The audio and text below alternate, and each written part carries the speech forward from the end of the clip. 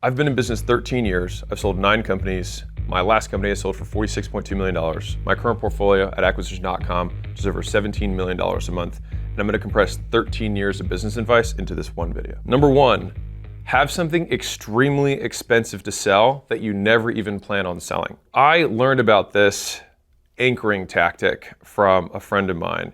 And he said, listen, man, you can just put something on your menu of items or services that you sell that's 10 or 100 times more expensive. And just by having it there, it'll anchor everything else on your menu or the rest of the prices that you have. And just make it something that if someone actually bought it, you'd be stoked that they did. But what ends up happening is that 1, you'll sell more people on your core offer because they have this big price anchor. Second, it allows you to nudge up your main offer's price because related to the big one, it looks like almost nothing. I was talking to a different friend of mine and I said, hey, you should consider just adding one of these things in. And he had a weight loss business, a very generic online weight loss business. And so he added a 6 times higher price version of his offer. And then the craziest thing happened. People started buying that more than his core offer. And when he did that, he tripled his profit overnight. And so the thing is that it also breaks you, especially if you're starting in business, out of this fear of raising prices by just saying, hey, there's no way anyone's gonna buy this. I'm gonna make this so expensive, no one's gonna buy it, and that's okay. So you give yourself permission to just fly it out there. But what you will find is that 10% of customers just wanna buy the most expensive thing.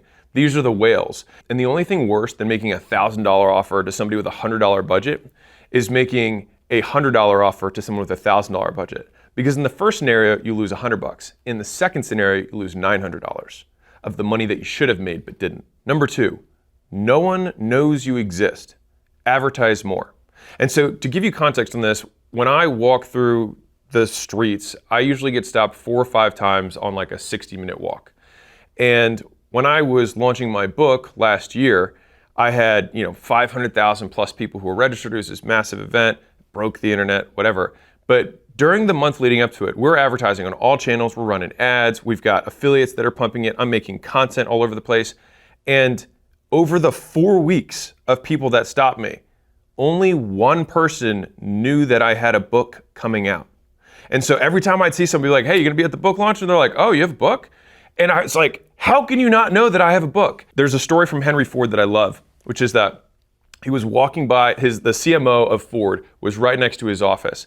And every day he'd walk by and he'd see the marketing campaign, he'd see the marketing campaign day after day after day. And so 3 months into seeing the same campaign, he knocked on a CMO's door and he's like, hey, when are we gonna stop running this thing? He's like, I'm getting exhausted of seeing it. And the guy just looked at me, he's like, we haven't started running it yet. And so the thing is that we get so sick of our advertising so much before our customers or potential customers even remember our names. And so the extent of advertising that you have to do, there are so many people in the world and people's attention is so spread thin and so they're so distracted that in the off chance you actually do get an advertisement of some sort in front of them, the likelihood that they remember that it was even you and the core message of that advertising is even lower. And so many of us have this big fear that we're harassing our audience by repeating ourselves over and over and over again. But the vast majority of the time, no one even A, knows you exist, or B, specifically knows the message that you're trying to let them know.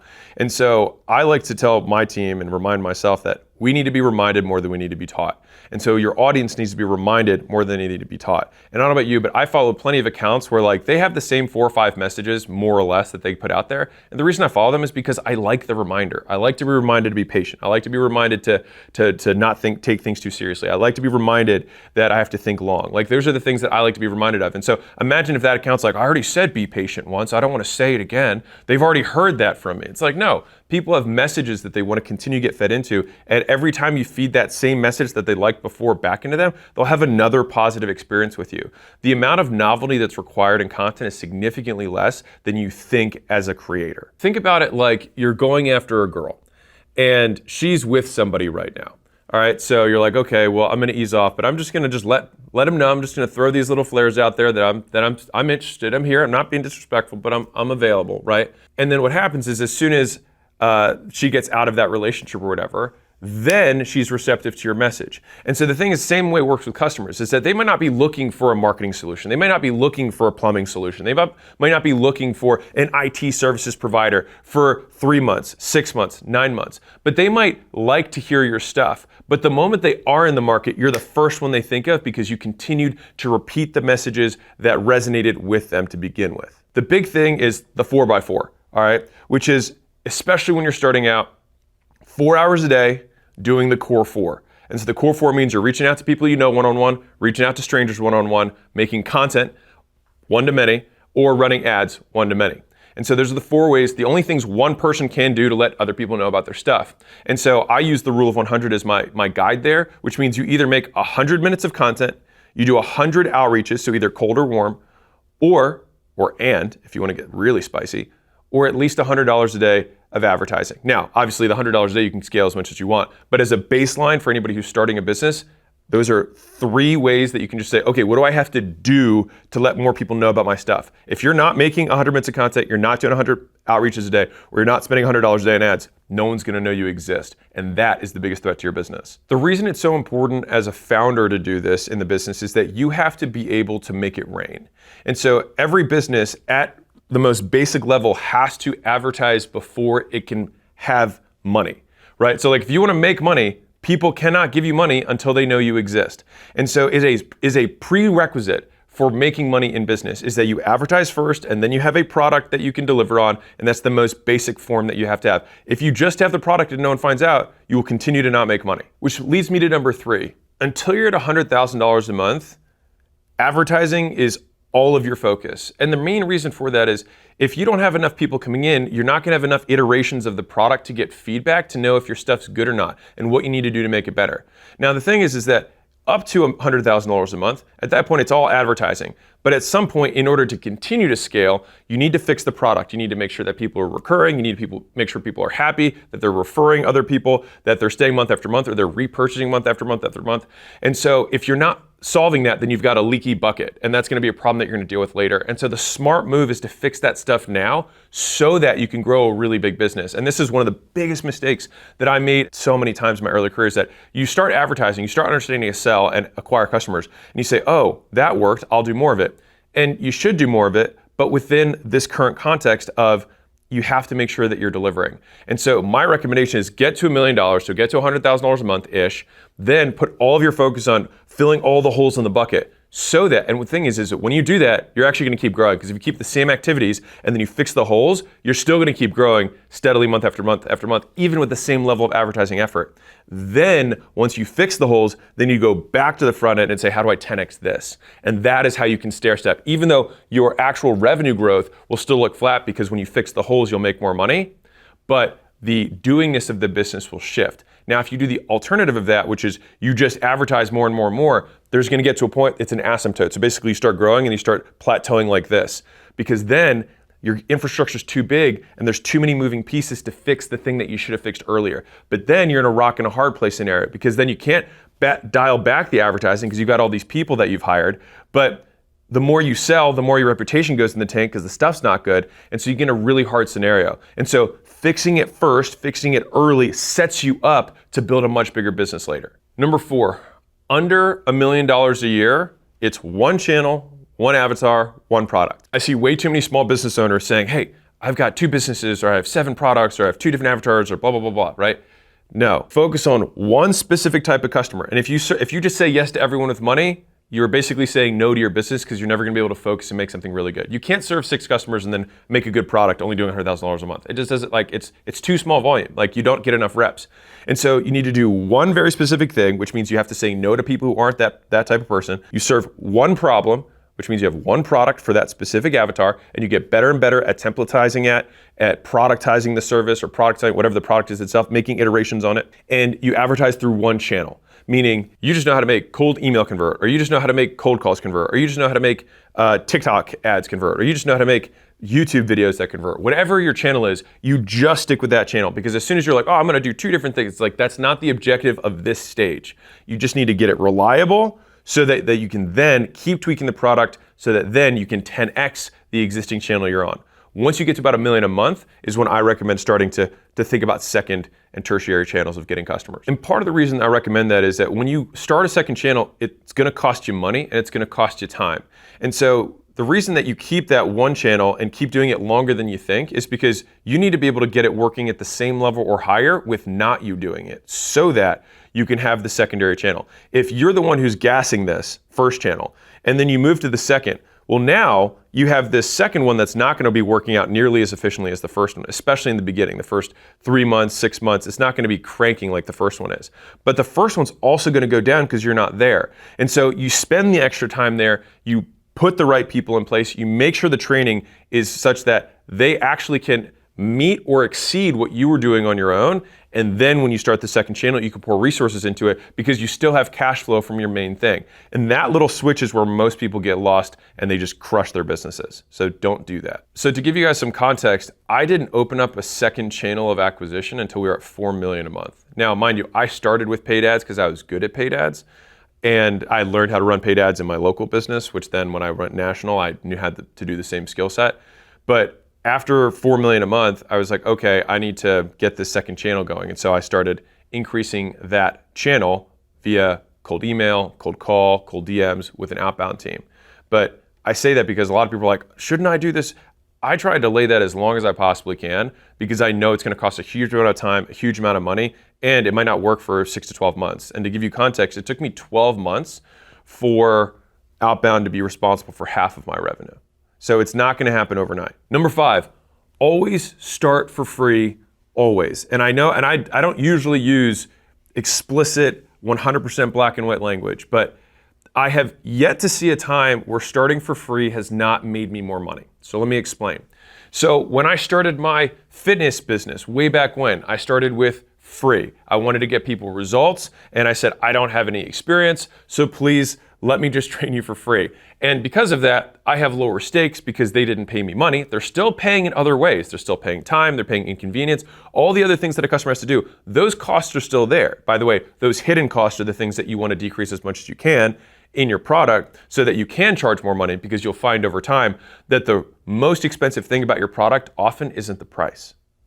It's everything else you require a customer to do as a result of the purchase, which is what things do they have to give up that they like doing as a result of the purchase, and what are the things that they have to start doing that they hate doing as a result of the purchase. And this happens with everything. And when I say like and hate, I use those as extremes, but fundamentally there's some sort of friction, there's some sort of inconvenience. Like when I buy a car, I have to now get gas. That is now an inconvenience in my life. Now, compared to all other cars, maybe all cars that have that inconvenience, until they have an electric car, and all of a sudden that inconvenience has been removed because I can plug the car in at night. So I'm a co-owner of school.com, and I talk to beginner entrepreneurs a lot. And so I see this happening more often than not, which is that they say, hey, no one wants to buy my thing. And I say, okay, well, where are your testimonials? Where are the people that you've used before this that you've helped get the result? And they're like, well, I don't have any. I'm like, well, why would I believe you? They're like, well, I have this amazing offer, and I'm going to talk about this in number 6 at length. But if you don't start for free, why should anyone believe you? And if you are doing this for the first time, why would you want to take money for something that you don't even know if it's good yet? And so this can both give you the conviction and give you the confidence to get going because you actually have some results that you can go off of. You can use those results to market to get more customers. I do this at every level of business. And so everything that I do, I always start with free, no matter what it is. And whether it's a new product line in a massive company, one of our portfolio companies, we built out a software product for the existing service base. And so we said, hey, we can now have a DIY version of our services that you can use with this software product.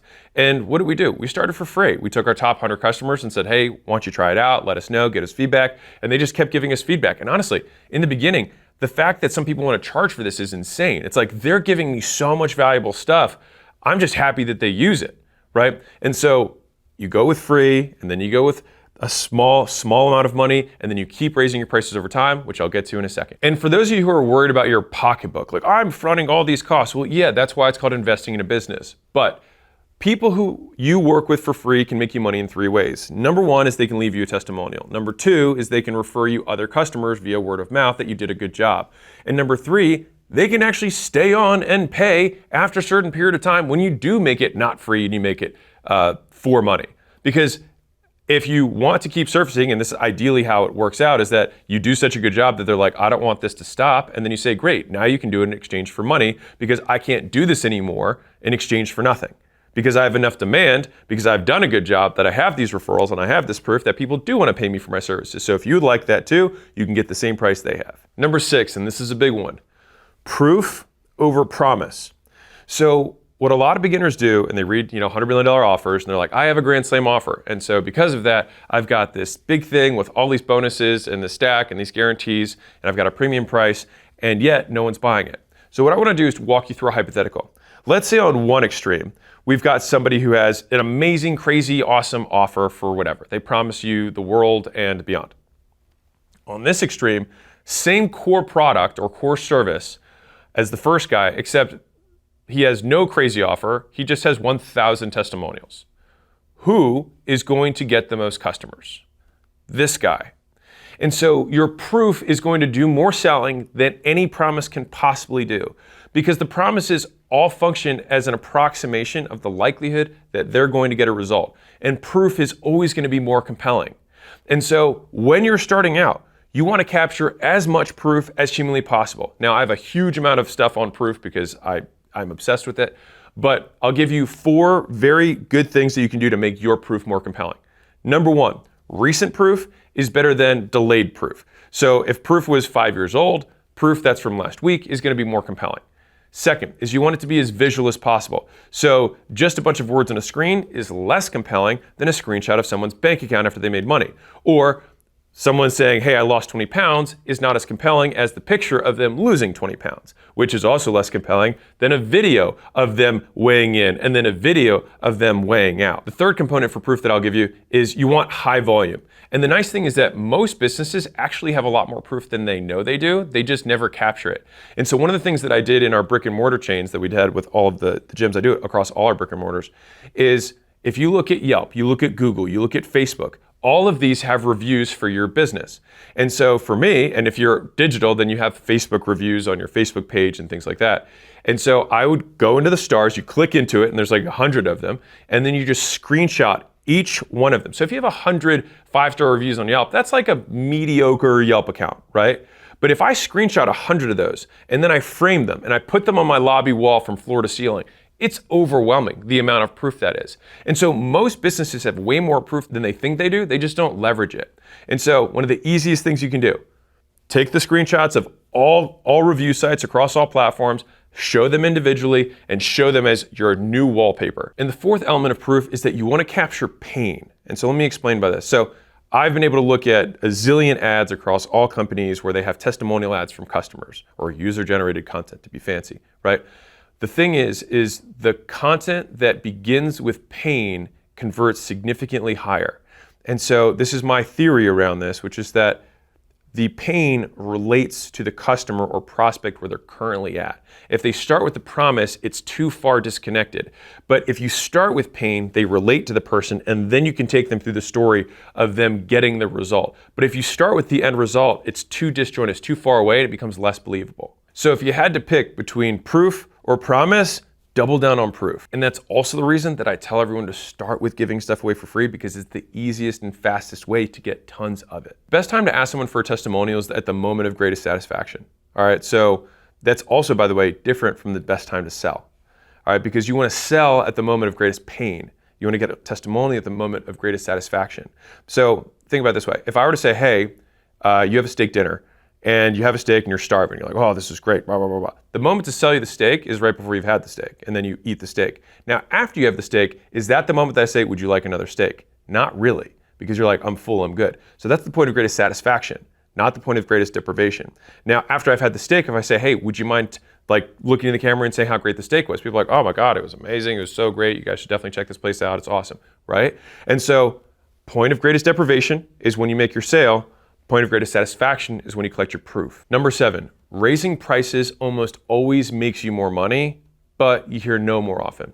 And so let me break this down. So I had a sales guy in one of our portfolio companies, and we doubled the price of a product. So a lot of people are like really afraid of like 10% or 20% increases.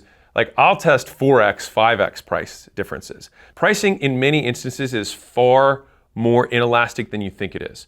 All right, so elastic versus inelastic pricing, I'm not getting into that, but basically, if you have a $5 sandwich going to a $10 sandwich, there's a lot of elasticity with food, meaning people are very responsive to small increases in price. The classic counterexample is if you have life-saving medication, it's not very elastic at all, meaning if you double the price, people still are gonna pay for it because they need to live, right? And so the thing is that if you have a very valuable thing, the price is usually a lot more flexible than you think it is in terms of how much you can move it up, all right? And so I like making massive price tests, but the thing that you have to have when you do this is the balls or the stomach to deal with more no's. And so when I walked that sales team through the price increase, I said, hey, we're gonna double the price. I said, you have to understand that we're for sure gonna get less or fewer yeses. But the question is, will we get half the yeses? So we had a 35% reduction in conversion percentage, but we doubled the price. And so we made more money in multiple ways. So one, we made more absolute revenue. We literally just made more top line. But the magic of this is that, let's say the cost of our thing was $500 and we sold the thing for $1,000. Okay, so we have 50% margins. Well, if we double the price, we go from making $500 in profit to $1,500 in profit. So I actually triple the amount of money I make by doubling my price. And so even if I have a 35% reduction or a 1/3 reduction in sales, I tripled how much money I made on the other 2/3 of my sales, which means me doubling the price with a 1/3 reduction in sales still doubled the profit in absolute amounts despite selling 1/3 fewer customers. And one of the nice benefits of having fewer customers is that you have fewer costs associated with delivering on them.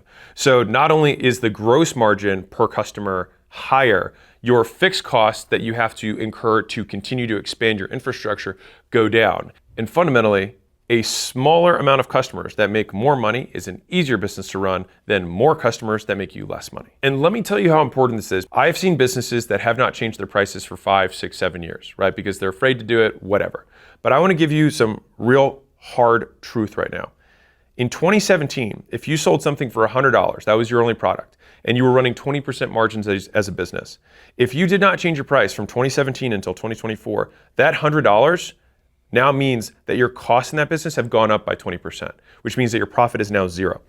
And so if you feel like your margins continue to compress year after year after year, it's usually because you're not appropriately adjusting your prices. So to give you context, $79 in 2017 is the equivalent of $100 today. And so that would be like you going back in time where you had a 20% margin business and running it at a $79 price point rather than a $100 price point. And so you just like that eliminate all the profit in the business. And so you have to do the reverse of that because inflation is a compounding threat to your business that every year stacks on top of itself. And so if you're not making 3, 6% increases in prices at least annually, you're not even keeping up with inflation. And to give you a little story around this, Warren Buffett, when he bought See's Candies, said that he only wanted to control one thing. And so what that one thing was is that every year he would look at all the prices of all the candies and he would ship them the new pricing. And he has raised prices 50 years in a row, sometimes in a single year as high as 17%. onto their pricing, and as a result of that, he's cleared himself $1 billion in profit. And so if it was the one thing that he focused so hard on, it might be something worth thinking about. So if you do make a pricing change, there's 2 components to this. One is new customers, the other is old customers. The easiest thing to do is just change the price and just apply it to everyone who's new. That's simple. And if you're in a transactional business, then it's fine, even because the old customers come back and buy again, right? But if someone's on some sort of recurring service, it's a little bit trickier. Now, I have some tactics around this, but I'll just give you the high levels, which is you want to have a price increase letter. You want to talk about all the things that they're going to get as a result of the investment that you're now making into the business, and that it's the only way that you'll be able to stay in business given inflationary pressures, et cetera. All right, and so you just want to say, here's the thing, here's the stuff you're going to get. I want to keep my promise to you, which is to keep our thing as good as possible. And only way for me to ethically keep my promise is for us to reflect that in the prices, which are now having to be changed effective this date. But don't worry, I've grandfathered you in to your old price by this time. And that's key, is that the old customers, you say, everyone wants to be grandfathered. You say, so I'm grandfathering you in until this date. And that way it's not like it's changing tomorrow. It's delaying the pain and giving them a gift right now as a way of honoring the fact that they've been loyal customers to you. Those are the main bullets of what that price letter would go out and say. And if you are going to raise your prices, you want to be measured about it. You should know what your conversion rates are prior to you making the price change, and you should be able to give a statistically significant sample size of shots on goal with the new price before you make a decision. If you get on the phone and the first 2 people say no, well, we knew more people were going to say no. We already expected that. And if you have, call it 40% close rates right now, well, if you make double the price and you go to 30% close rates, then that's still a great deal for you. You might just be getting the first 2 no's out of the 7 no's you already know you're going to get when you talk to 10 people.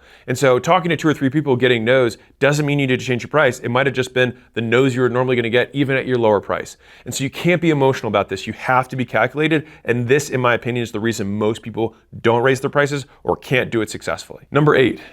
Talk to customers to solve all your problems. So Paul Graham said this, and I think it's really good. He said you can solve just about every business problem by talking to your customers. So if your advertising isn't converting, talk to your customers. If your pages aren't converting, talk to your customers. If the price seems weird, talk to your customers. If the product isn't delivering, talk to your customers. At the end of the day, your customers are the people you serve, and they have all the information you need to make your product better. So, especially when you're starting out, even if you have very low prices. So let's say you charge $10 a month for something, all right? And you want this thing to have thousands and thousands of customers. Okay, fine. But if you don't talk to customers, you're not gonna know what's going to drive them to convert, buy, and stay.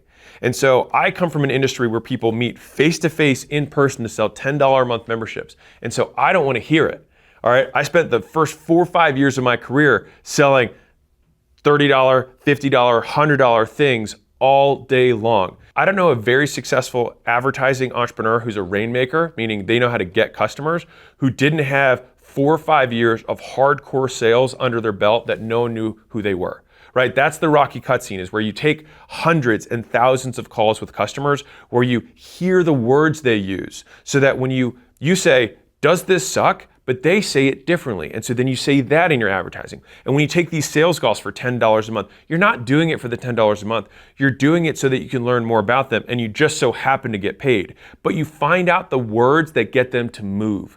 Because you might think these are all the selling points to your thing. But when you're talking to them, nothing really happens. Then you say one thing, and then boom, their eyes light up and they're like, yeah, that. And then all of a sudden you reorder your sales scripts, you reorder your headlines, you reorder the roadmap on the things that you're gonna improve in the product, because these are actually the things that are driving purchases for the first purchase and getting them to stay.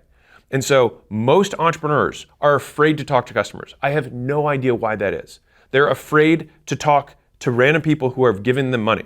I don't get it. But one of the easiest ways you can learn more about your business and make more money is pick up the phone and call people who've given you money and ask them why they did. And just as importantly, maybe more importantly, talk to all the people who didn't buy it and ask them why they did it. Yeah, and if you think you're above this, you're right. You should just keep doing that. But for everybody who wants to beat that guy, just get on the phone with your customers. So inside of school.com, we run a contest every month where the top 10 people who are new to the platform, who generate the most revenue in their communities, get to fly out to Vegas and spend a day with me and Sam, who's the other owner of School. And part of the reason we do this is that, of course, it's a great prize for all the winners and they get to meet each other and it's an awesome event. But for us, we get such valuable user feedback from super users. These are the highest, most invested users. And so we're like, hey, do you like this thing? Hey, this is the product roadmap. Hey, would you prioritize this over this? So recently we used the feedback from this group. We said, hey, we have this thing that could be controversial with the rest of the community because we could see people taking it like this. If we made this change in the product, what would you guys think? And unanimously, they're like, oh no, that would make us more money. We're totally in for it.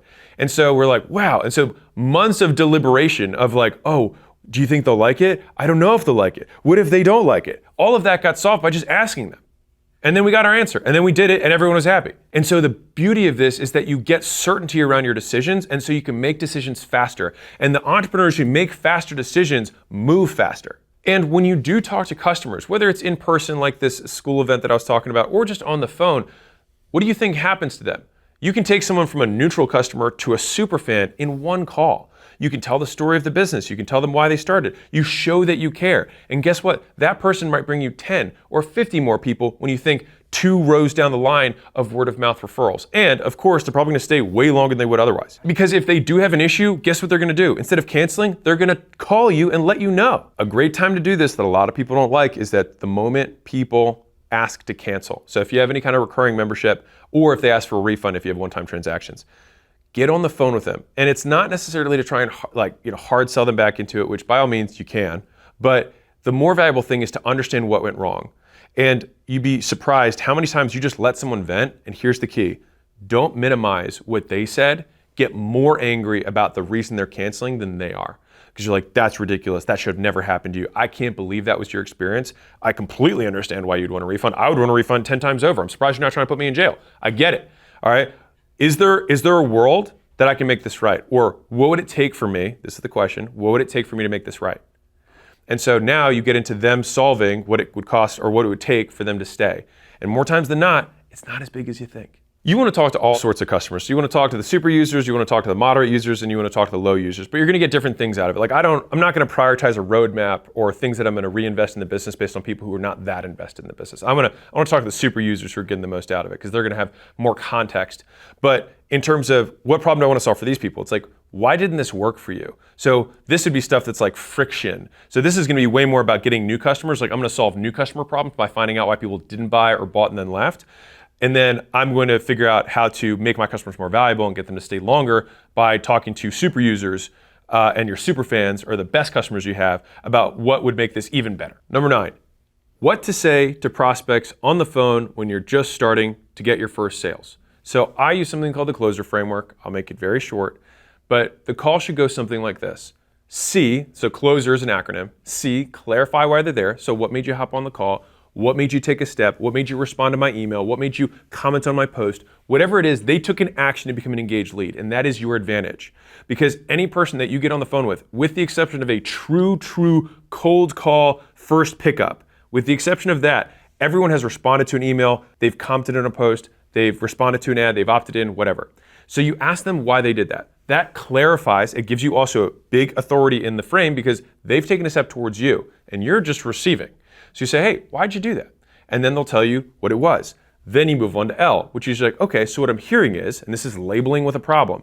So it sounds like you want this and this is the problem. Or you want to have this outcome and you haven't gotten it yet. Does that sound about right? And they're going to say yes. And you're like, okay, cool. Then you go to O and you say, you're going to overview their past experiences. And you're like, okay, so what have you done so far to try and make this happen? Why is this so important to you? What else has happened in the meantime that has cost you from not having this occur, right? And we call this the pain cycle. The reason you do the pain cycle before you sell something is that you want to temporarily increase their deprivation around that outcome. So we want to temporarily, in the state of the conversation, increase how important that outcome is for them. So you've probably heard in politics, whatever the topic is of the debate, it's like, it's the economy, it's education, it's the border, right? Whatever media puts more attention on is what people say is the main reason they vote for candidates. They basically make that the topic of the election, which is the macroeconomic situation or whatever, right? When you're in a micro event, like a sales call, you have sometimes 10 minutes, sometimes an hour to basically, in that very small call, elevate the importance of that problem in their life so that you can motivate action. They were kind of hungry when they get on the call, but as you talk about the food that they could be having and the bad food they've been eating every single day and how crappy it is and how it's not good for them and how tasty and delicious this food is, what are we doing? We're increasing their deprivation. We're making them hungrier so that when we make our offer, they're more likely to take it. Which then goes to S, which is you sell the vacation. And so the reason I say sell the vacation, not the plane flight, is most salespeople, most new entrepreneurs want to focus on their features. They want to talk about the flight, they want to talk about TSA, they want to talk about check-in, they want to talk about their bags, they want to talk about their seat, all of these things that are on the way to Maui, their destination.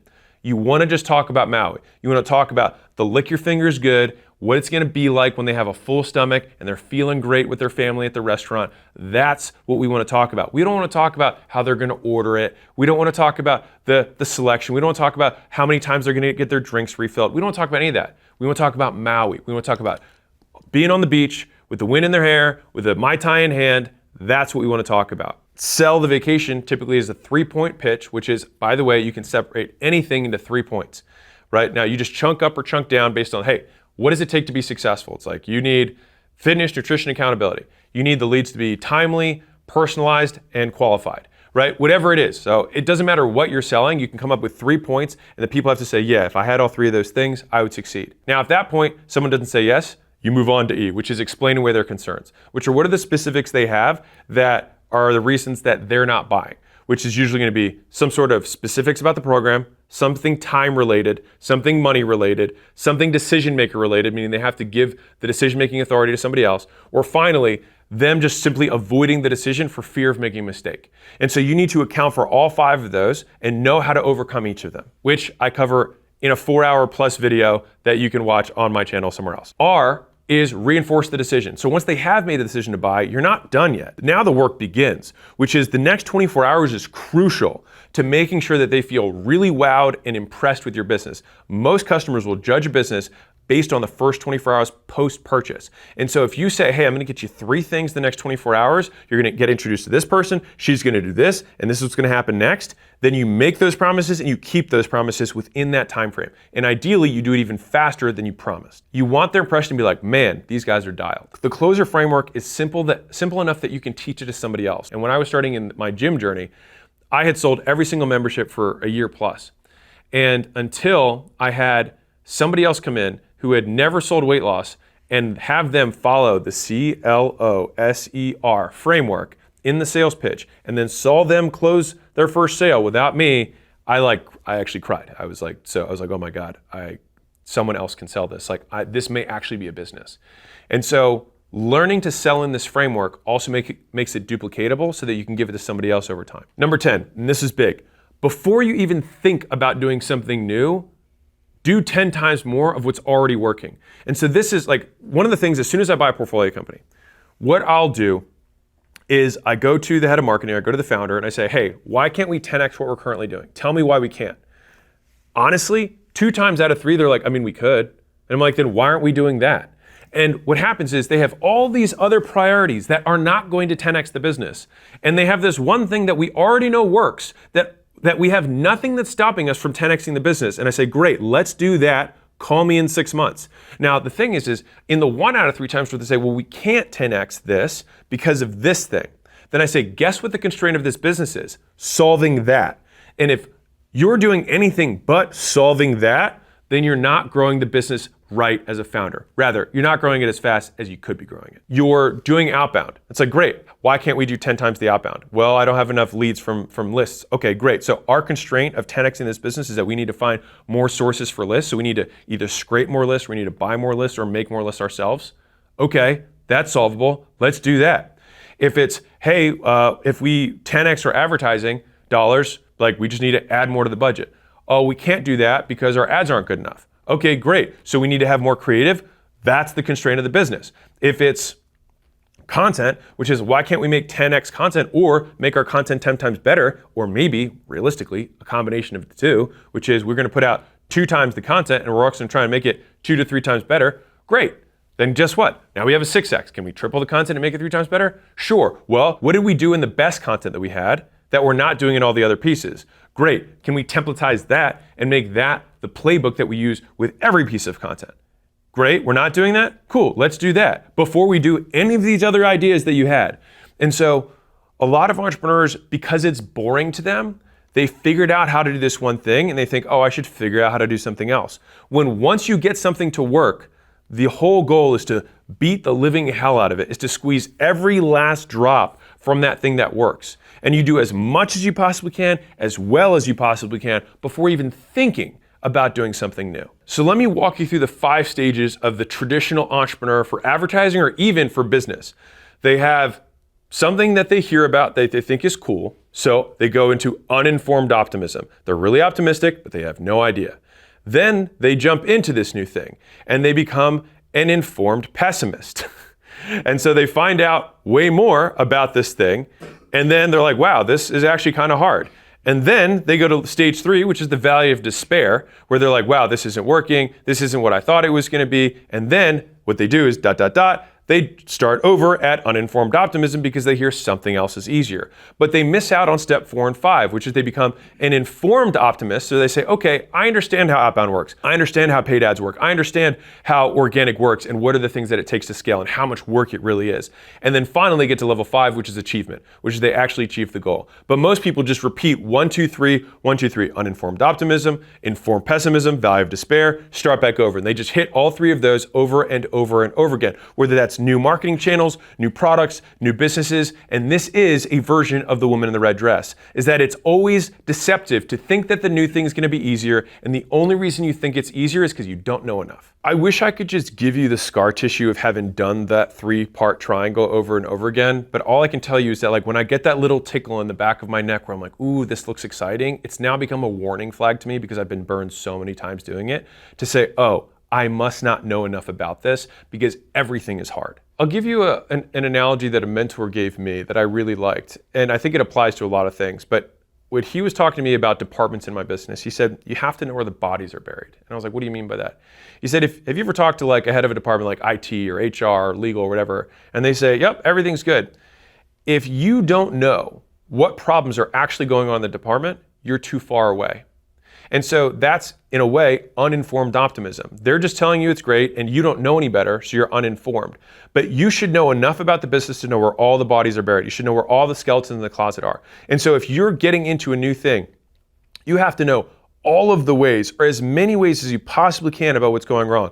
And once you do a little bit more research, you often find out that there's a lot of things you don't know about. And guess what? The thing you do know is working right now, and the likelihood that you doing 10 times more of that has far fewer unknowns than you doing brand new on something net new. Entrepreneurship already has so many risks and so much unknown. Bezos talks about this. He says, we want to manage as many of the risks as we can. So, of course, we're going to incur some risks that are going to happen that are unforeseen to us. But the risks that we know about, we want to limit to the greatest degree possible because there's enough risk of our business going out of business by being a business. Why take on more risk for no need? It's risking what you have and need to survive for what you don't have and don't need. Which brings me to number 11, which is growth is stressful. Stagnation is stressful. Decline is stressful. That means that business is stressful. And so the only stress-free people are people who are dead. And if you're in business, you need to accept stress as a fact of life and not something wrong with you or wrong with your particular business. It's just that things are stressful in general. Welcome to life. And so I see a lot of entrepreneurs try and change their businesses because they feel stressed. But every scenario of business has stress. There are different kinds of stress, but they're all stressful.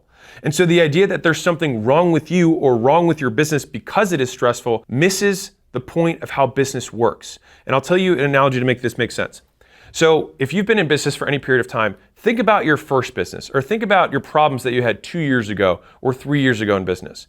You're probably like, oh my God, those weren't even real problems. Those were like nothing problems. Well, future you 3 years from now thinks that about your problems right now. And so I think about this a lot because when I think about my problems of like when I was worried about how to get trainers show up on time and like, you know, if somebody's membership wasn't recurring, I had churn issues or whatever it was within the gym that I had, those problems, I could solve those in my sleep now, right? Because the problems that I have are bigger. And so the thing is that you just become more enduring. You become tougher and your tolerance level for stress or what you deem to be stressful goes up. And so what's really interesting about this is that I still have the same problems I had when I had a much, much, much smaller business. I just don't think they're problems anymore. And so then that means that my choice to categorize the issue as a problem is actually the greater source of stress than the problem itself. And if you can adopt that perspective, you can be less stressed as you grow and make better decisions. And so I wanted to hit this point because I almost stopped and killed so many businesses early on because I thought there was something wrong with me or something wrong with the business because I was stressed, rather than accepting that stress is a fact of life and that I'm going to continue to be stressed as long as I'm alive. So fundamentally, stress comes from an aversive stimulus, a stimulus that's not enjoyable, right? But if you grow, there's tons of things that are not enjoyable about growth. If you're stagnating, there's tons of things that are not enjoyable about stagnating. And if you're declining, there's tons of things that are not enjoyable about declining. So there's just always going to be things that you don't like. Get used to it. Number 12, this is a really tactical one. I've come to adopt this theory of something called the look back window, which is that customers determine whether a purchase was good based on the last purchase they made. And so if you've heard the phrase, what have you done for me lately? It's phrasing for the look back window. So let me give you an example. If you're an agency owner, right, and you start running ads for a customer. Now, let's say the first month you charge $5,000 and they make $40,000 with your ads. They're happy, you're happy. The next month, you charge the same $5,000 and let's say they make $5,000. Well, they're less happy. You still made $5,000, but they're not thrilled. But in your mind, you're like, well, I covered myself last month for 8+ months because of how much money I made them. And on the third month, they cancel. And you're like, WTF? On the first month, I made you 8 months worth of paying me. But the thing is that the way the customer perceives that is, the first month, I paid 5 and got 40. That was a good deal. The second month, I paid 5 and got 5. Third month, you know what? I don't want to risk it anymore. I'm out. And so they will make a judgment on the purchasing decision based on the last purchase. And so we can leverage that as business owners by extending the look back window, which means that the less frequently we bill, the longer people stay. Think about this for a second. If I billed every single day, there would likely be a day that I had not provided that customer value. And maybe there's 2 or 3 days in a row. And so the likely they would cancel 2 or 3 days into not getting value being billed daily is pretty high. If I billed annually, they would only have an opportunity to churn once a year. And the thing is at that point of churn, what would they do? Now, in the agency example I gave, let's say they made the 40 and the 5, and then they made 5 and 5. And let's say throughout the year, we had 2 more good months. And all in all, we made them $100,000 and they paid us 60, right? Or whatever. Now, when they look back, they're going to see 100 versus 60. But if we bill monthly, there's going to be multiple months where they were negative or break even. And so the longer the window of time you do between billings, the longer the time you have to provide value in excess of your price. So it allows for less volatility in their business and yours. And so this is something that took me way too long to learn, but as much as possible, try and bill for longer durations. And I'm not saying get people to commit to contracts. That's not what I'm saying. I'm saying try and bill upfront for longer periods of time. I'm willing to take a hit on some pricing, which may seem counter to what I'm saying, so that I can get higher LTV. Meaning, if I know that I can cut churn by 3x by reducing my price by 30% so that they can pay 3 months up front or 6 months up front, then I'm more than happy to do that. And so there's 2 ways you can use this strategy. Strategy 1 is you just say, this is how we do business, and we need people who are committed because there's going to be volatility, and we don't want the short-term volatility to affect our relationship. And that's a legitimate reason to do it. The other way you can do it is just have it as one of 2 options, one that has some sort of prepayment discount that's associated with it, or prepayment bonus, which is one of the things I like, some level of service or some guarantee that comes with prepayment that doesn't come with month to month. All right, and by the way, you can add a guarantee to people who prepay and not to people who don't. So if people want to decrease their risk, so think about it, they're taking on more risk by prepaying, but you attenuate or you offset that risk by adding a guarantee. So they pay the same price, but they get a reduction in risk for taking on an increased amount of risk. So if you offer an annual pricing, we know across our portfolio, because we do this in a lot of businesses, if you don't make it the default payment method and you just offer it, you'll get about 10 to 15% of people who take the prepaid annual option. Now here's what's cool about that, is that if, call it 10% of people take that option, you double your cash flow in the business because you get a 12x price, right, on 1 out of 10 or 1 out of 7 people who decide to buy. Well, if you do that, then you double the amount of cash you get up front. And so for many people and many businesses, that little change alone can allow marketing and advertising to be profitable. And the reason having more cash up front is helpful for a business owner is that you can offset the cost of advertising and the cost of sales commissions. And so you can have these costs you have to incur to get the person in the door. And so if you can front load the cash from the customer, then it means that you can do more of that faster because it's something called a cash conversion cycle, which basically just means how fast do I get the cash back that I put out to get somebody new in? And if I can break even on that or even be profitable on that in the first 7 days, then guess what I can do with the money? Go back and get another customer or 2 or 5. Throughout my history as a business owner, I've had 4 periods where I had tremendous growth. And in each of those periods, it's where I was making more than 2 to 3 times what it cost me to both acquire and deliver for 2 customers in the first 30 days. And so what that means is if I pay to get a customer and then that customer comes preloaded with the cash to deliver for him and get another customer and deliver for that customer, then cash no longer is a constraint in the business, which means that I can pretty much just crank the advertising until something else breaks in my business. I mean, this is how I had $1,000 in my bank account in December of 2016, and then in 20 months was doing 4.4 million a month. Like, the only way you could do that is basically have an infinite money glitch that happens. Because the thing is that the money that you want is out there. There's money everywhere. If you look out the window, if you look in the room you have, there's somebody who paints your walls. There's somebody who manufactures those cameras. There's an electric company that funds this whole thing. There's internet. There's money in everything that you see with your eyes, and you're afraid that there's not enough money out there. There is, you just have to access it. And you can access it with skill by making sure that the pricing that you have and the terms that go with the purchases that you have allow you to advertise profitably so that you can get as many customers as you darn well please without emptying your pockets, but by emptying theirs. Number 13, try and sell sawdust. So I was talking to a really good friend of mine who does 100+ million a year, and I was talking about this concept of sawdust, which is, in the businesses that we have, I try and look at what are all of the assets that we already have at our disposal, right? And so with acquisition.com, for example, I was talking to him about this. I was like, well, I already have a building. I already have the team that runs my portfolio. And I already have all this lead flow from companies that are not big enough to be portfolio companies, but they're still big enough that we could help and then someday later become portfolio companies. And I was like, is there a way that without adding more infrastructure to my existing business, I could use the sawdust, the stuff we already have, to create a product or service that would meet the needs of those customers?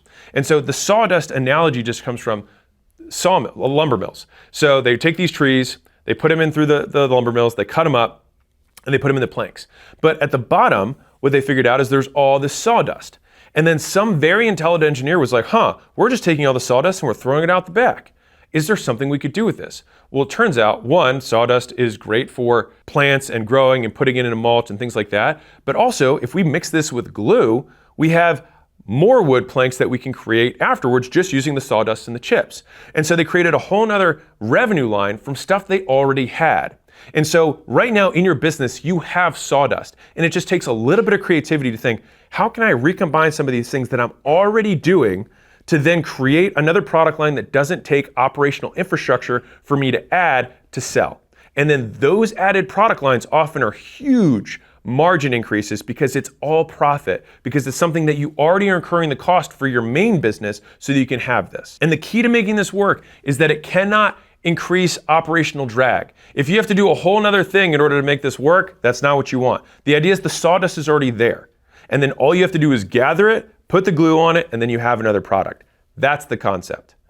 I didn't buy another building. I didn't hire another portfolio team. It's just I use the team that I already have, and they come down and they explain what they do within our portfolio companies to these businesses so they can become portfolio ready. So they understand, this is how they market at a higher level. This is how they hire at a higher level. This is how they price. This is how they sell and how they scale sales teams. All of those concepts, I already have the information and expertise within my existing portfolio because I do it every day. But by just having another way for people to have access, obviously less than a portfolio company would, to that team, then I have another way to generate revenue without having to incur the costs associated with building out a whole other business. So the process that I go through is I think about all of the resources and assets that I have currently available. So you have to be as detailed as you can because it's usually like a tiny piece from here. It's the glue that we use for this part of the log process. But then we have the sawdust from over here. If we put those together, boom, we have these new logs and we have the plank making machine.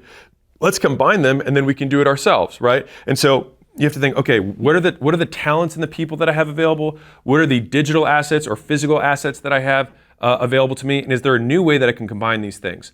And so a simple one was like in the gym space, right? I had brick and mortar, but we were only using the space from 5 a.m. to 9 a.m. and then from 4 p.m. to 7 or 8 p.m., right? So that means the rest of the day, if I wanted to be a more clever business owner, I could say, what businesses use a gym and turf in the middle of the day that I can rent that space to? That's sawdust. That's additional revenue that basically costs me nothing. And so all I would have to do is say, hey, I'm available. So if you have a team training thing, or you have some sort of sports thing with kids that goes in the middle of the day or ends by 4, then you can use my whole facility. And now my facility is generating revenue because I'm paying the cost of owning that facility 24/7. And so I might as well make money from that. So a different way of using that is called excess capacity.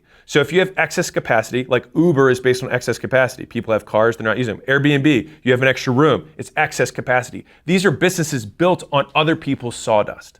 And you have sawdust in your business, so you might as well use it yourself. This is really the concept of double and triple and quadruple dipping, is how can I get more leverage from the same thing? And so I tell stories about our portfolio companies, which that gives me, I have to do an intervention with the portfolio company either way. But if I tell the story about it, I get to double dip and use that as content. And so there are many opportunities where you can get leverage, you get more for what you put in by reusing the same thing in multiple different scenarios. And so most businesses have tons of these excess capacity or double and triple dip potentials sitting inside their business and they're not using them.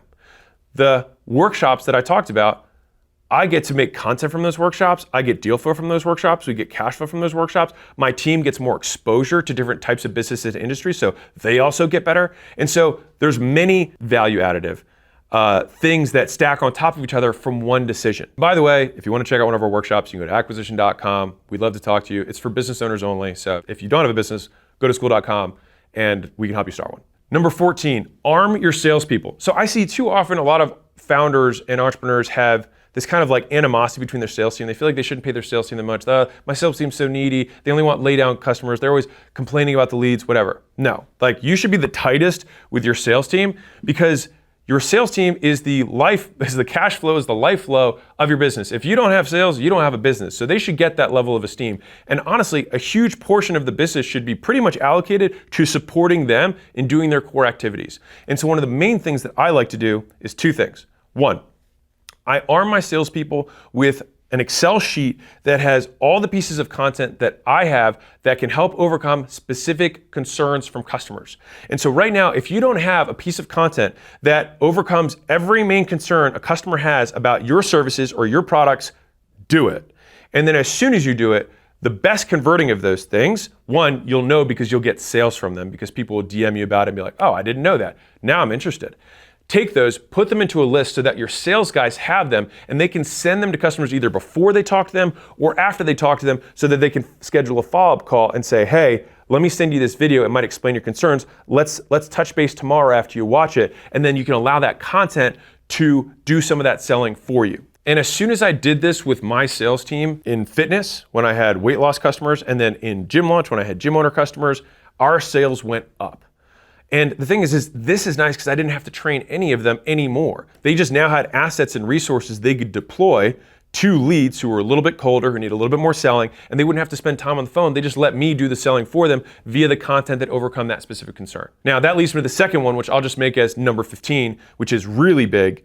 A lot of businesses don't do this, but you should unify sales and advertising. So those should roll into the same person. And so I saw this really early on in gym launch. We had two departments. We had a sales department and we had a marketing department. And marketing always said the sales guys weren't closing as many leads as they should, and the sales guys always said that the leads weren't good enough or they didn't have enough leads, right?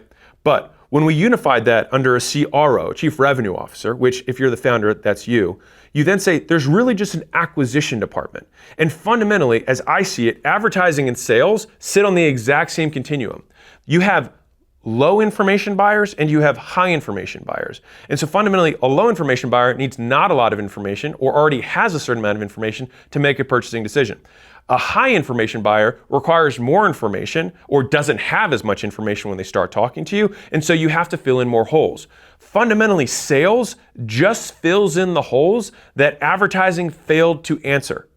And so if you have exceptional, best-in-class advertising, you don't need sales. It's not that they're separate departments, they solve the same problem. One just communicates one-to-many, the other communicates one-on-one. People buy real estate on the internet via auction. You don't necessarily need to have salespeople. If you give a customer enough information, they can make a purchasing decision. That being said, you're like, wait, Alex, you have salespeople. Of course I do. Because there's always gonna be a certain number of customers that I can get people to buy automatically, and then there's people who still want more information that most likely they didn't see the advertising that answered that question, and so then the salesperson can just say, oh, these are the 3 piano keys I need to play in order to get you to buy. Great, and they fill that specific information need to turn the customer from a maybe to a yes. And so unifying the two departments is one of the highest leverage moves that you can make as a founder because it eliminates the cross-departmental BS. We're all here to sell customers. And so Advertising works hand in hand with sales, not in competition with them, so that they can get a pat on the head from you or whatever director is running that department. So oftentimes you are the chief revenue officer who's uniting both of those fronts. But over time, if you can find someone who does that, that usually is the fast track to being CEO. So Kale, for example, at Gym Launch, became chief revenue officer, right? He basically stood on top of sales and marketing so that he could control the customers coming in the door. And then once he knew how to make it rain, he could run the business. Number 16, there are 3 legs to the stool. And so every business needs 3 big functional leaders. You need one person who's in charge of getting customers, acquisition. You need a second person who's in charge of delivery and getting those customers exactly what was promised.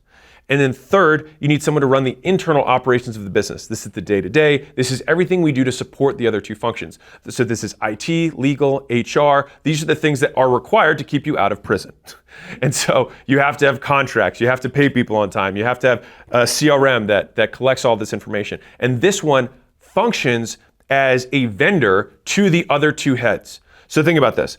That person should never be making the big decisions in the business. They should be supporting the decisions that allow us to get more customers or deliver on those customers better. Which, if you think about it, those 3 legs of the stool roll up to the only 3 things that you can do to increase enterprise value in a business. You can get more customers, you can make them worth more, get more customers acquisition, make them worth more delivery, and you can decrease risk in the business. And so that is where the operations comes in. If I know that everything's completely dialed, we have no massive risk that we're exposed to, and we can get as many customers as we don't or please, and our LTV continues to scale, that is a valuable business. And so it makes sense to have people who are in charge, one throat to choke, one chest to poke, who's in charge of that function. And in the beginning, you may be all 3. But as you develop as the entrepreneur, you have to think, which of these 3 hats is more central to my best skill set? And then you can start finding the people who will complement you. And so I'll give you my rule of thumb here, is that if you're not learning from these people in the interview process about what they can do better than what you're doing, you need to hire better. Now, if you're early days and you don't have the cash to bring something like that in, then you got to learn a lot, and that's part of entrepreneurship. But at some point, you want the people that you bring in to be better at the thing than you, which, if you really think about it, means that every business pretty much trickles up to the same thing when taken to its natural extreme, which means you're going to have a head of acquisition who might have a sales director, a marketing director. You're going to have some sort of head of ops who's going to have IT, legal, HR, recruiting, all rolling up to them. And you're going to have some sort of customer delivery or product person who's going to have fulfillment, product, experience, UX, engineering, if you have software, that are rolling into them. If that is what the ultimate end of every business is, then guess what your day-to-day looks like in a really big business? The same in just about every business. And so the idea that you need to keep jumping from thing to thing to thing when the ultimate expression of that business is going to be the same for you at the end kind of seems stupid. If I don't like something about the business, it's like I just need to get out of it. I just need to get above it. And so you can just develop the business, bring someone else in who does like that thing, and then you can have that person reporting to you. And then at that point, you're doing what every entrepreneur does, which is they have a team of people who report to them about the things that they're doing on a daily basis. And so don't get too bent out of shape about, this is my opinion here, this is advice from me. Don't get too bent out of shape about the passion thing. Like, love the game. And whether that's selling dry cleaning or selling software or selling books or running a portfolio, at the end of the day, it's more or less the same. You're gonna have a team of people that you like, that share your values, that share your mission, and that you're walking alongside together with. And so if you can maintain that frame, it will decrease the relative excitement for the woman in the red dress, because you know that when it's taken to its natural end, it'll be the same as the natural end of the current business you're in. Number 17, the person with the highest standard should be in charge. So you can think about this at every level of the business. And so let's say you have a department for media buyers, or you have a department for content creators, or you have a department for salespeople, or you have recruiting.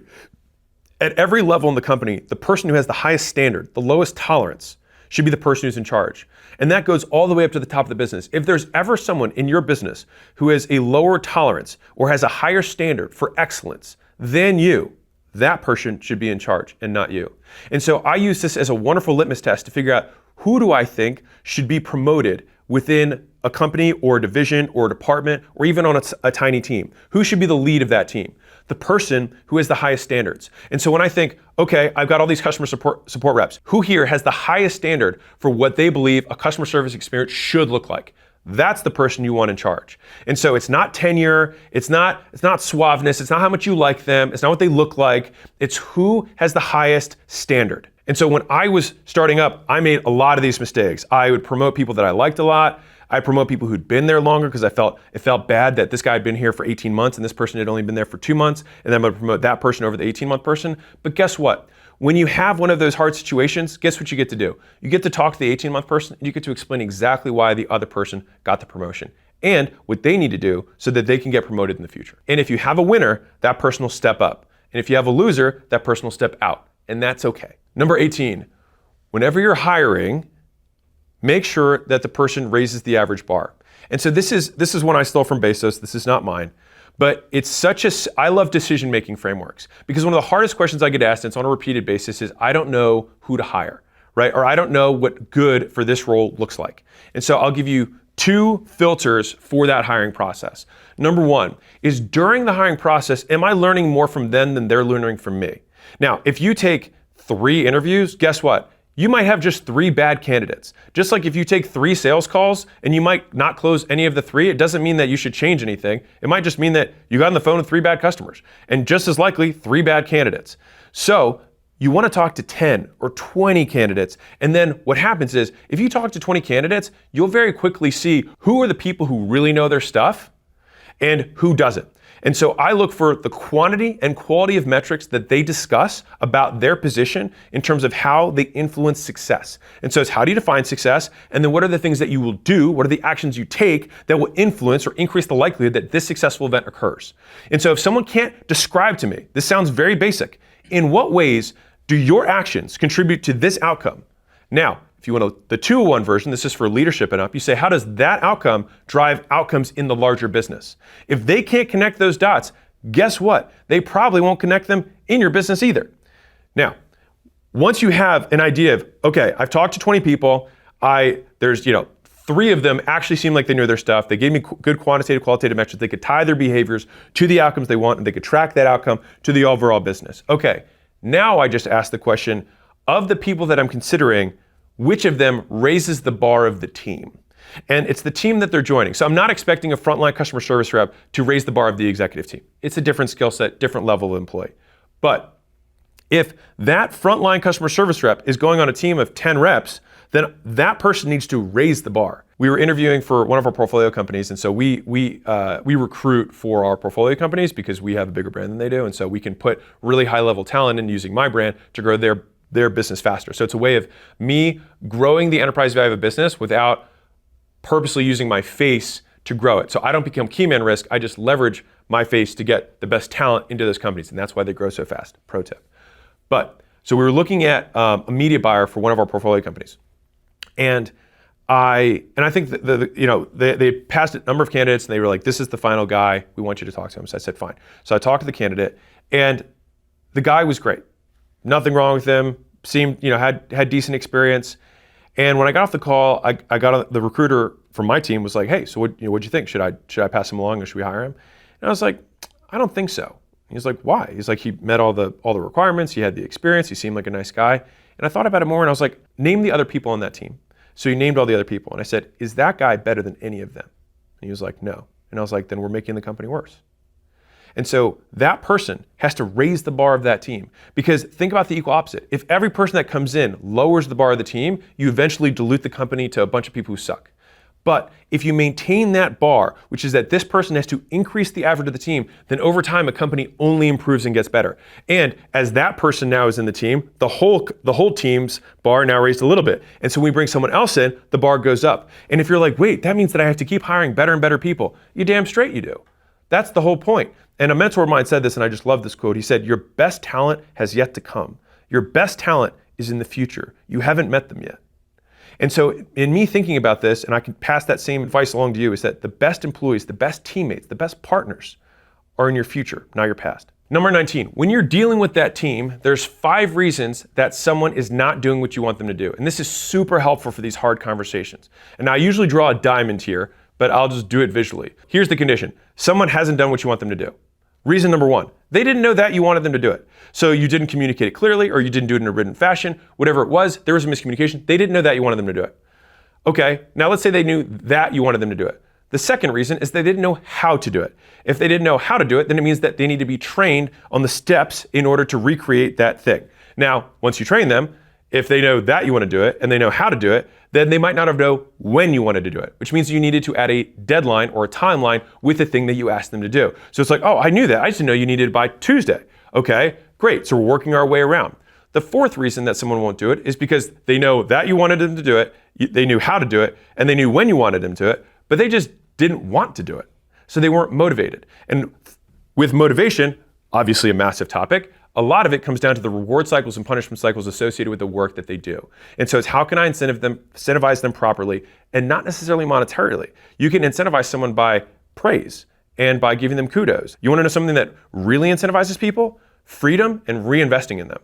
If you want your team to love you, give them autonomy and invest in them.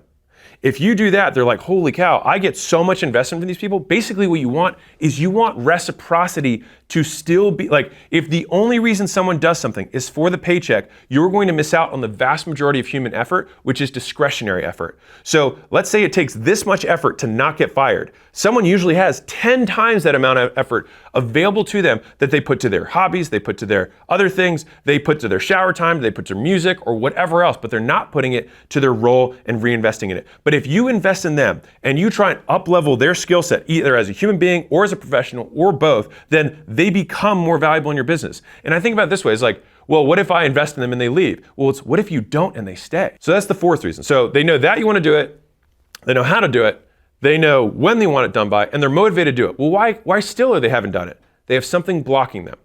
And so an easy analogy here is I could have the best chef in the world in the most amazing kitchen, and I would say, hey, make me an omelet. And if he knows how to make an omelet, and he knows I want it right now in front of me, and he's motivated to do it because he's on television, but he's like, I don't have eggs. There's nothing, he's not gonna shit an egg out, right? There's nothing he's gonna do. And I'll tell you a real world example of this. So my media team was spending a lot, so we have a big office, and we built a bunch of studio stuff, invested almost $1 million into this building just on the media side to make it awesome for them. But a lot of the guys were spending their time at home editing stuff. And I was like, dude, what the hell? I was like, I think we've made this a pretty sweet place. Like, why not? You know what it was? The bandwidth on upload speed was low at the office. And so their houses were higher or faster upload speeds. And so it was making them way less efficient, which kudos to them for being more efficient by being at home. But then I was like, okay, well, this is obviously a constraint. And so then we spent 120 grand to get Google Fiber drilled through the floor, not through the floor, like from the road to get brought into the building. And now we've upload speeds of 1.2 gigs a second. And so now we're way faster than they were at home. And guess what? The media team's here. And so that was the thing that was blocking them. And so here's the cool thing about this framework is that if you have a hard conversation with somebody or you perceive it to be a hard conversation because they're not doing something that you want them to do, you can say, I think there's 5 reasons that someone doesn't do it. Let's walk through them together. And that way you can attack the reason rather than the person. Number 20, the hardest work is the work that you don't know how to do.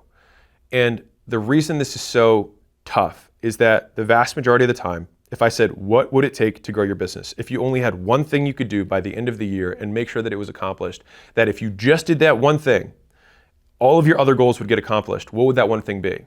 By the way, that one thing is what we call a priority. Now, the thing is that you might not know how to make that one thing happen. So it could be if I had a mega brand by the end of the year, all of my other issues would go away. It could be if I didn't have the churn issue that I have by the end of the year, all my other issues would go away. If I had a good sales director that could scale a sales team, all of my issues would go away. Many businesses have one thing that if you think about it long enough, have enough downstream effects that it would accomplish many of these other goals that you have, or more likely, make them irrelevant. And so what we do oftentimes as entrepreneurs is we solve the problems we already know how to solve. And so we like doing those because we have fast feedback loops, because it's rewarding, because we know how to solve it. And so it's basically like going back to level 2 when you're at level 3 and you don't know how to beat that boss, you just keep beating level 2 again because it feels good. But the thing is that the level 3 boss hasn't changed and he's still sitting there, Bowser, with his fists and his spikes, sitting there ready to wreck you. And so the thing is that the hard work of entrepreneurship is the failure that you're inevitably going to encounter by not knowing what you're doing and then taking action steps despite that, with the idea that you will eventually succeed if you don't stop.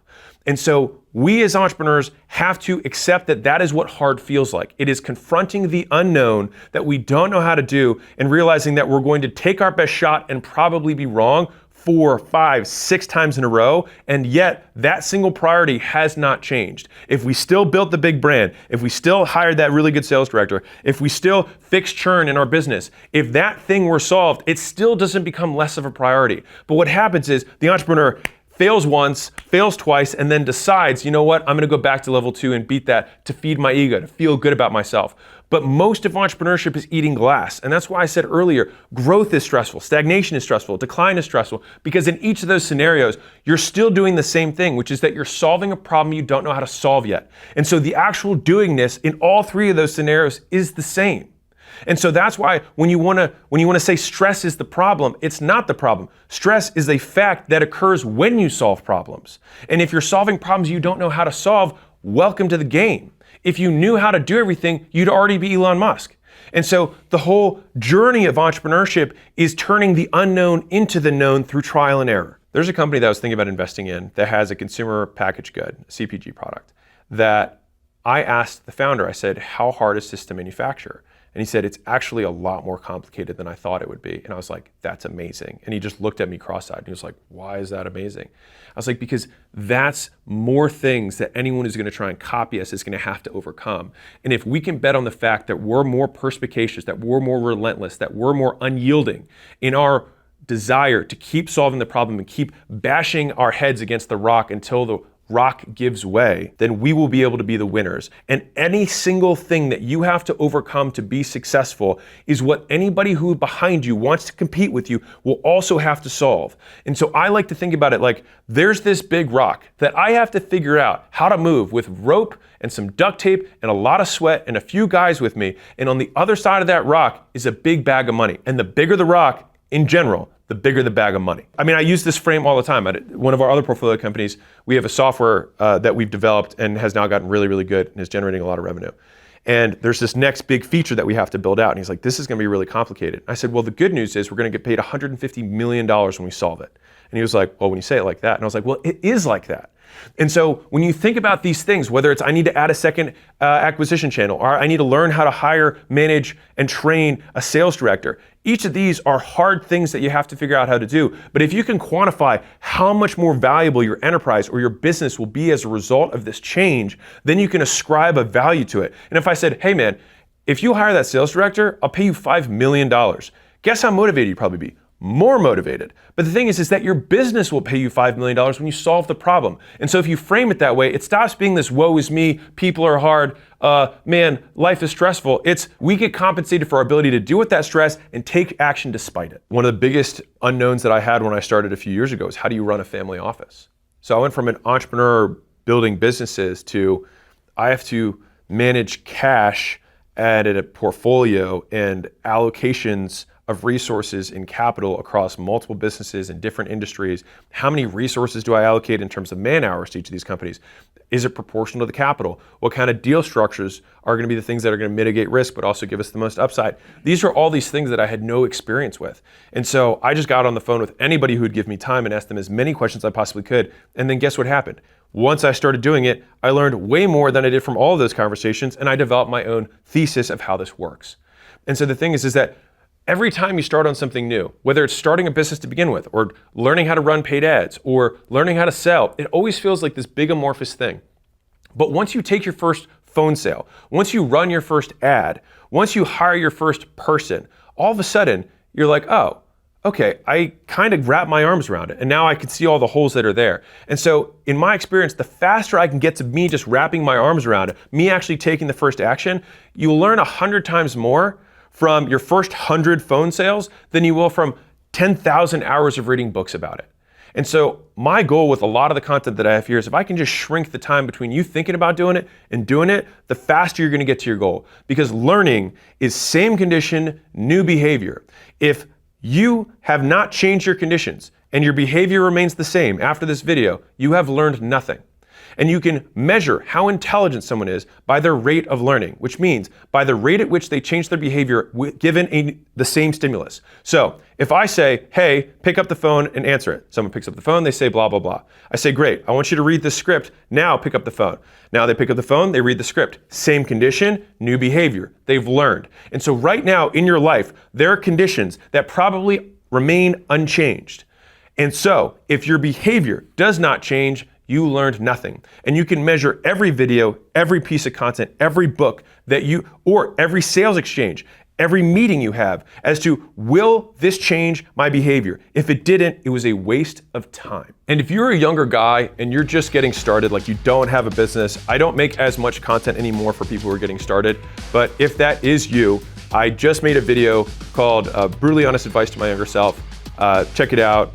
I think you'll enjoy it, and it might help you get started and change your behavior.